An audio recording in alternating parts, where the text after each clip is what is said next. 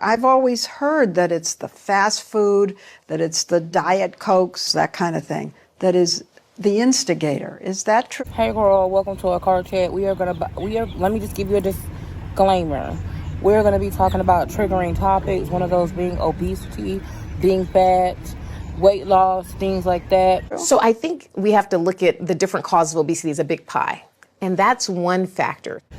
You may want to skip this video if that's not for you. If you are a plus size person and this affects you, your opinion and your time is welcome. I definitely want to hear from you, but I just wanted to go ahead and give the disclosure.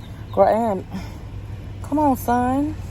Girl, that son was coming through. But notice how I'm using this part of the pie, right? But the number one cause of obesity is genetics. Today, I took off yesterday, girl, because I was so tired. And, listen, when I say I was tired, sis was tired, okay? I was extremely, extremely tired.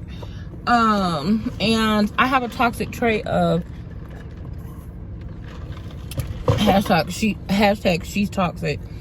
I have a toxic trait of overworking myself to somehow prove that I'm not fat, sloppy, lazy. So it's like there's no balance. The two words from my 2023 is balance and focus. I feel so subconscious about my face, my neck, my mouth. I don't know why, but I'm gonna keep making content. That's why look, I'm like squirrel. I done started 3 different conversations. Let me say this. That's why you have to be super careful what you feed into your system. You have 1 message remaining. What you listen to. And also you have to be super careful what you're focusing on, because negativity is like a seed. If you water it, it will grow. Because now, after listening to that 2-minute little bullshit speech about my neck, now I'm self-conscious. Now, bitch, first of all, why won't you just be happy that a bitch think you got a neck? Okay, at least they're not saying you ain't got no neck. Girl, how did we get here? Versus them saying your neck is dark. My elbows is dark and ashy. So what? Whole in between your legs is dark. How did we get here? Nobody's supposed to be here. Okay, anyway, not the point. We're having a car chat. It's been a while. I had kind of stayed away from car chats for just a minute, girl. I stayed away from car chats for a minute because I needed a minute. It's the sun shining bright for me. But I was on TikTok, okay? And I was tagged on TikTok in a conversation. And basically it's this it's an interview from a doctor, an African-American doctor, in regards to obesity. It's from 60 Minutes. I'm not sure if you heard it or not. Have you heard it? Yes, no, maybe. And basically there was a portion of it that I was like interested in talking about and having a discussion about, because I had a lot of people duet it and a lot of people tagged me in it, and it came up on my For You page, and I felt like it was something that I definitely wanted to discuss, and I definitely wanted to hear from you guys. So whenever I do my car chats, I really look to give a lot of clarity, not only on situations and conversations that are relevant to plus size individuals, minorities, women in general, regardless of whether you're size 2 or 32, 4, or 34. I feel like it's super important and that these conversations are super relevant. With that being said, it's never my intention to ruffle any feathers or go against the grain that is status quo, but I'm definitely going to speak my mind and give my opinion. I try to do it in the most intelligent and articulate way that I can. Sometimes I'm just a little bit hood and slightly ghetto because I'm gonna be me. I never put on, I never pretend. I always give it my genuine, authentic point of view and perspective, based on my experience, my background, and my personal opinion. Not all the time are the conversations that I have, conversations that people feel like I should be having, or that I deserve to have, or that I'm intelligent enough to have a conversation around, that isn't have to do with rah, be fat and happy, body positivity, or, you know, here's a cute shirt. There are those of you who absolutely love me and support me, and you love my opinion, and I'm here to serve you in this capacity, which means I'm gonna stretch you a little bit. Whenever we have a conversation that has anything to do with obesity, morbid obesity, going to the doctor, medical, you know, anything like that, I feel really passionate and serious about it, because I feel like this is something that could save your life. Not in the most obvious way, oh, lose weight, you'll live longer. If you're not so fat, you know, and you actually do what you're supposed to do, because being fat is bad. Being fat inherently means that you've done something wrong. It's your fault that got you there. And the only way to undo what you've done and your damage is by doing something different. Medically, we know that that's not necessarily the case, and that's not true. Only in the world of morbid obesity or being overweight, do you find people hating you and giving you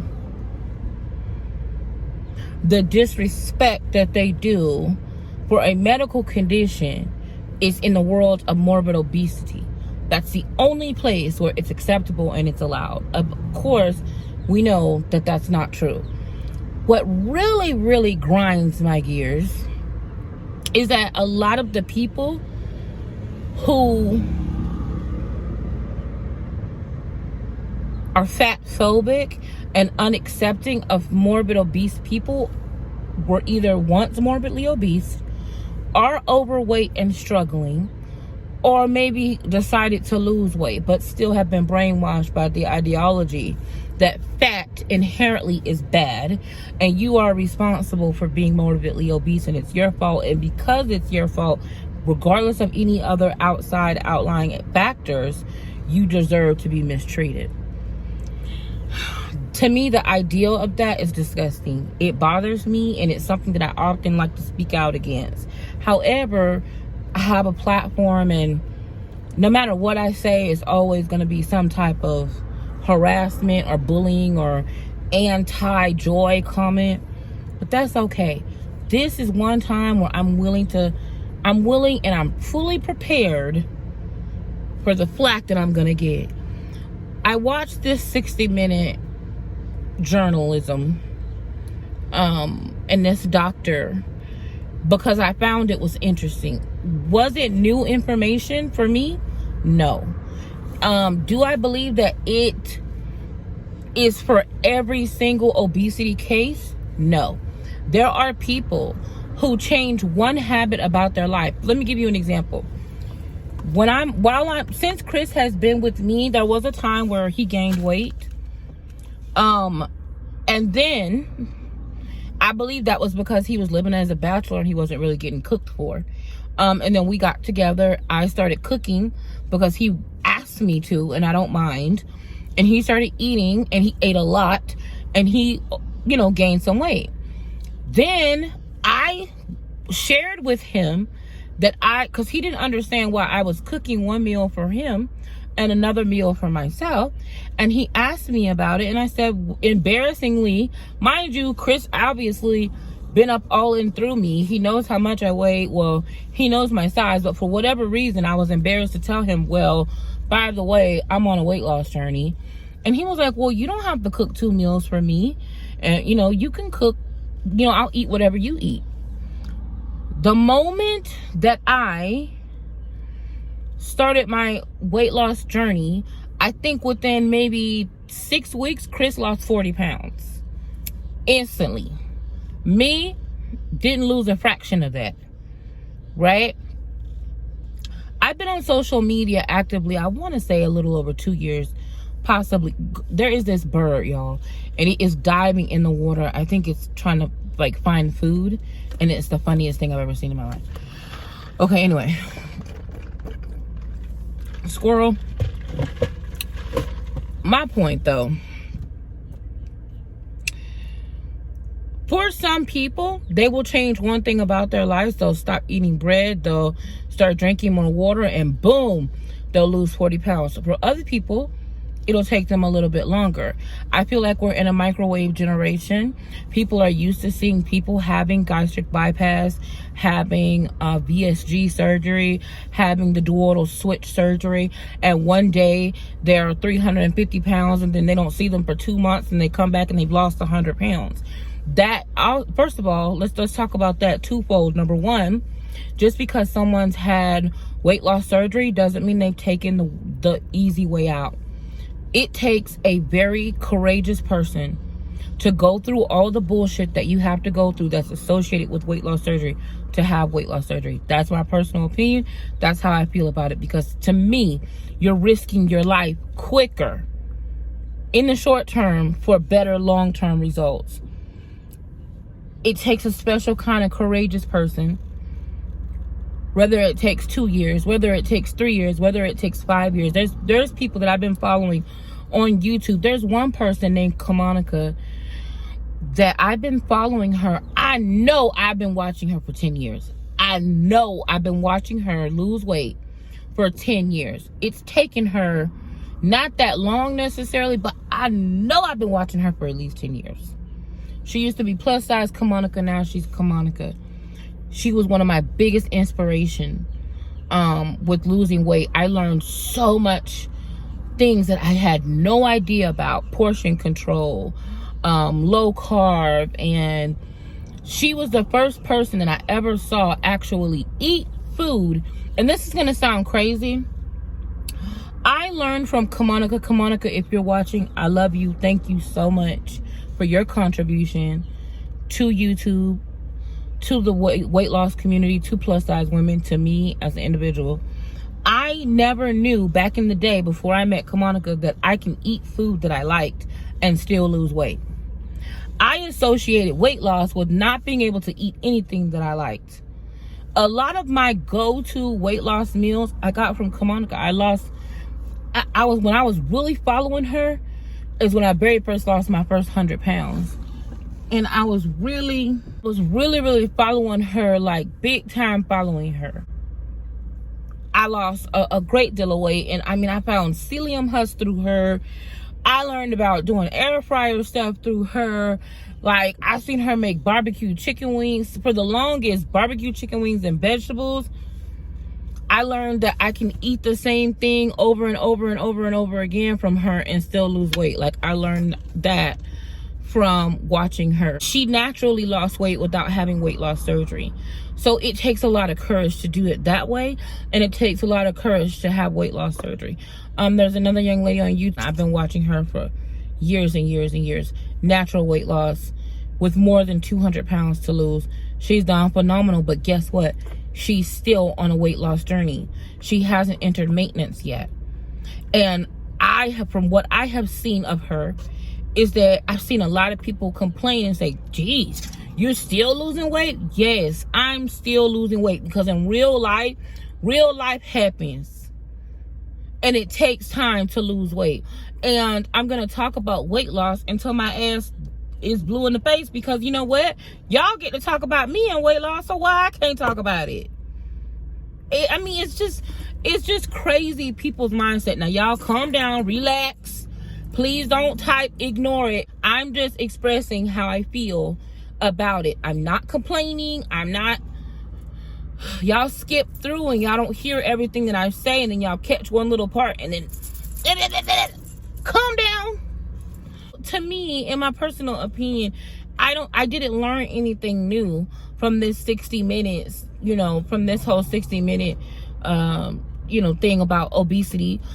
Yes, there's a new classification of drug, that the Mourjorno, the Wegovy, the Ozempic, I think all are in that same classification. There's about 6 different brands. Number one, I'm excited to see that doctors are finally admitting that they have an inherent bias against obesity patients and that they don't properly treat obesity patients. Actually, do you know this? 79 to 90% of physicians in the United States have significant bias towards individuals that are heavier. Now, doctors listening to me may say, oh, it's not me. hold your horses, because has that patient come to you and told you, look, doc, I'm eating well. Look, doc, I'm exercising. And the doc says to them, are you sure?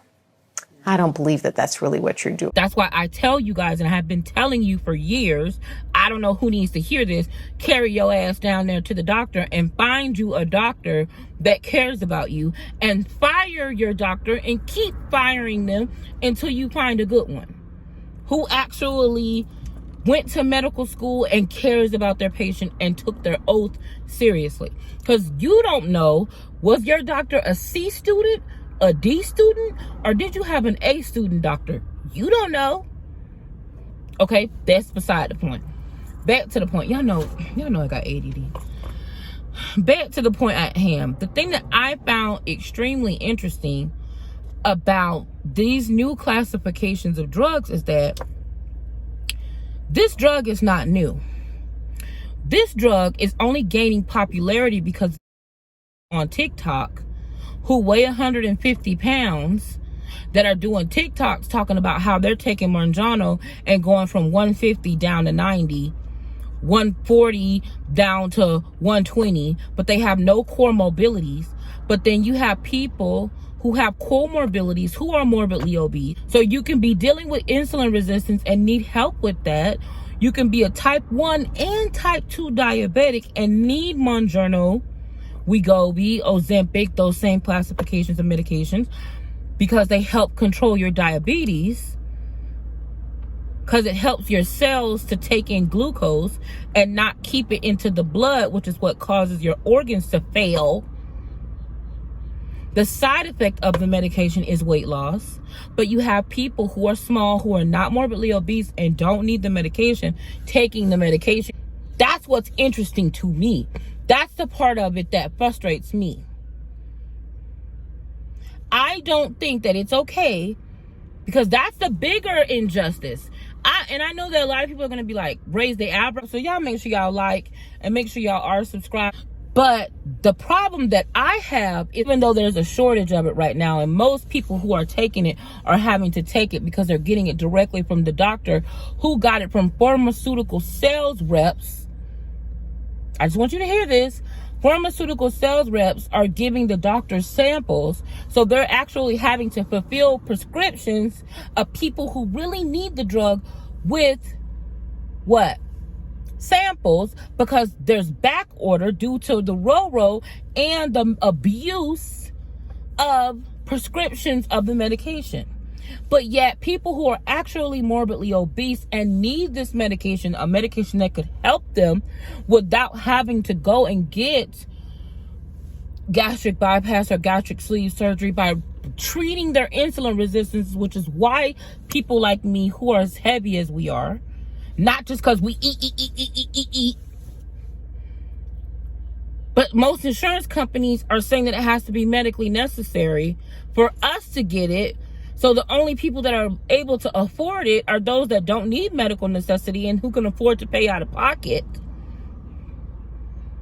That's the bigger issue here that I feel like they just skimmed over when they talked about this. They didn't really talk about, they talked about it, how that was changing people's lives. I'm trying to keep the light out of y'all's face.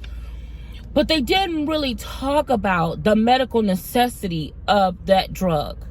To me, in my personal opinion, and I am not a medical professional, I'm just a plus size person with an opinion as big as me. And in my personal opinion, I don't think that it's fair for people to be able to buy a drug to the point of where it's back order and out of stock because it's being overprescribed for obesity purposes. Which to me, now this is my line of thinking. I could be wrong, but in my personal opinion, I thought people were saying that it wasn't, that being obese wasn't medically related. It can't be treated with the drug because it was me. I got a mental problem. I'm just eating hamburgers all day. But you got a problem that can be solved medically through medication for people who need it or may be insulin resistant, but yet you're keeping those people from that drug So people who likely are bullying people who are fat, who aren't really fat, but just really want to be snatched, can have access to a medication through doctors who are not being properly held accountable because they're over prescribing and misprescribing medications that really shouldn't be prescribed to the people that they're prescribing to. Listen, I got questions. I would say go and watch the full 60 minutes. I want to say article, but it's not written. It was like a video from 60 minutes of an interview that was done with this doctor. First of all, kudos to the doctor, because I'm pretty sure a lot of people going to be mad at her in the medical field because she's telling the truth. And anytime you start telling the truth, people start getting mad. Just like people going to get mad at me because I'm giving my opinion and I'm telling the truth. The medical industry is one of the most fat-phobic industries there are. There's an inherent bias against morbid obese people, and that's causing people to die. People are dying from morbid obesity not just because they're eating hamburgers. People are dying from morbid obesity because the lack of proper health care and the biases from healthcare providers, where they're not getting properly treated for their medical issues, but they're actually getting mistreated and misdiagnosed due to a lack of care. And due to the fact that a lot of medical professionals are failing a standard of care that should be given to anyone. Not all situations are the same. That's my personal opinion. This has been my car chat. I hope that you got out of this car chat, not let's just listen to me rant and rave, but the number one important thing about this car chat that I want you to listen to, let me bring you close to me. I need to bring you close to me for this. The number one thing I want you to get out of this car chat, girl, you listening, is that your life matters. You matter. No matter how big you are, you matter. If you want to lose weight and you want to do something about it, if you're in pain, if you're uncomfortable, I absolutely 100% support you losing weight. But what I don't support is you denying yourself proper medical care, not going to the gynecologist, not going to pulmonary, not going to get a cardiologist, not going to doctors, a primary care physician, getting a physical, getting a pap smear. When the last time you had it, they need to be up in there. Having something as simple as bacterial vaginosis be untreated and lead to you having to have ovaries removed because you let it stay too long and you was afraid to go to the doctor. Now you in the hospital having surgery. Like, come on, sis. I just want you to take care of yourself. Not take care of yourself in, oh, I'm going to the gym every single day and I've been eating rice cakes for 6 weeks and I can't lose any weight, so I'm going to give up. That's not taking care of yourself. Taking care of yourself is knowing in your heart and mind that you're doing everything you possibly can about your weight and about your health, and you're not listening to anybody else tell you what you're doing and what you're not doing. Please go to the doctor. Shop around. That's what I wanted to give you out of this whole car chat. Shop around for medical professionals. You are not too fat to go to a doctor. If people laugh at you and make fun of you and make you feel uncomfortable, report it. Do a review about the doctor's office. Call somebody. But do not neglect your personal medical care due to a medical professional that is biased against fat people. Because you got here is an example of a doctor telling us that most doctors don't study much about obesity. And they don't care. Stay well, sis.